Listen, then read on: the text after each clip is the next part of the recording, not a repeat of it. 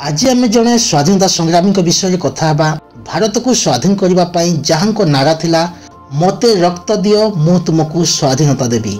से आउ कहीं नुहंती, से होचंती आम ओडिशार सुपुत्र सुभाष चंद्र बोस, जहाँ जन्म 1897 मसीहा जनवरी 23 तारिख में होता कटक सहर ओडिया बजार ठारे।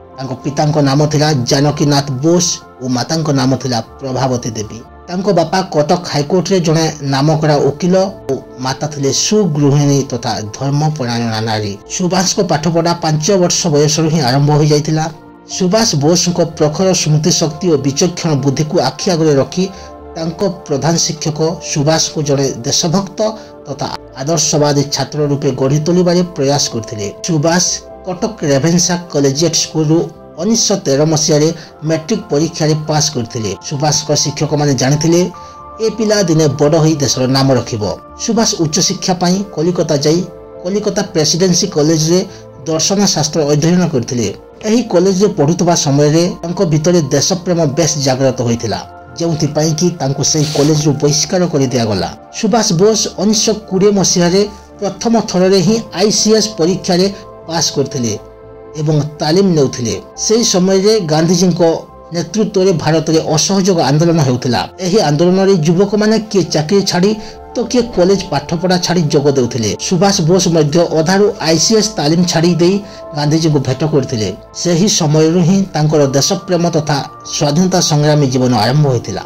गांधीजी को परामर्श क्रमे सुभाष बोस स्वराज पत्रिकार संपादना करने सह कांग्रेस किसी दायित्व बहन करथिले। सेतिपई तांको 1925 रे बंदी करागला एवं जेल रखागला, किंतु तांको स्वास्थ्य अवस्था बिगड़िबारु तांको 1927 रे जेल मुक्त कर दियागला। 1928 रे से कांग्रेस साधारण संपादक होइथिले।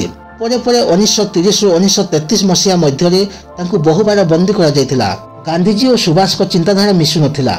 सुभाष भाबुथिले गांधीजी को रास्ता चलिले स्वाधीनता विलंब रे मिली पारे, सेतिपई से गुली जवाब गुली और पत्थर जवाब पत्थर देबाकू चाहुथिले। एई असहमति कारणरू 1939 रे कांग्रेस इस्तीफा देई सुभाष फॉरवर्ड ब्लॉक गठन करथिले। द्वितीय विश्वयुद्ध रे भारतर सैनिक नियोजन को विरोध करथिले, सेतिपई तांकू इंग्लिश सरकार गृहबंदी कर रखिथिले। 1941 रे गृहबंदी छद्मवेश रे खसी जाई विदेश चली जाइथिले और जर्मनी जाई हिटलर को भेट करथिले।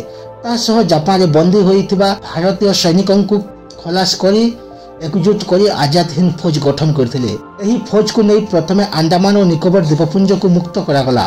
1944 मार्च रे आजाद हिंद फौज भारतर माटी पदार्पण करथिले। इंग्रेज मानकु कड़ा जवाब देबारे लागिथिले, किंतु द्वितीय विश्वयुद्ध रे जापान और जर्मनी रो पराजय परे सहायता बिना नेताजी को सेनाबाहिनी को पछक हटबाकू पड़िथिला।